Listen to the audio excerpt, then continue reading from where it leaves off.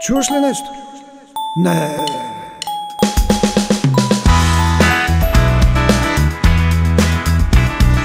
Коледа пристига, народът полудя.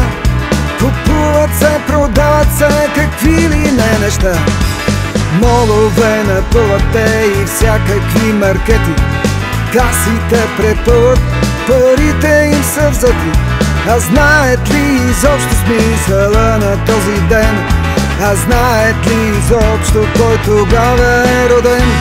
Виж, дядо Коледа го знаят, там други са нещата.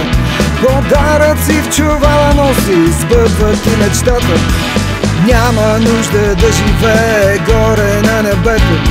При него всичко е реално, платено е и взето. Децата много го обичат и с трепет го очакват, но много бързо те разбират как стоят нещата.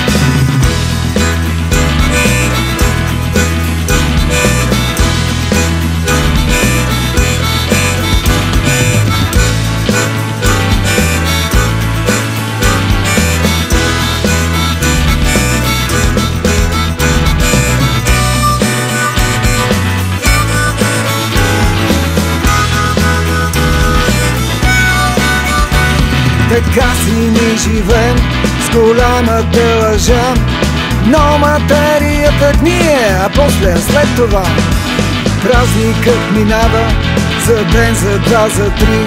Боклуците остават и празните души. О, Господи Исусе, прости ни глупостта. О, Господи, ти знаеш, Коледа идва сега. О, Господи Исусе, прости ни глупостта. О, Господи, ти знаеш, Коледа идва сега. О, Господи Исусе, прости ни глупостта. О, Господи, ти знаеш, Коледа идва сега. О, Господи Исусе, прости ни глупостта. Но има ли изобщо, има ли смисъл това?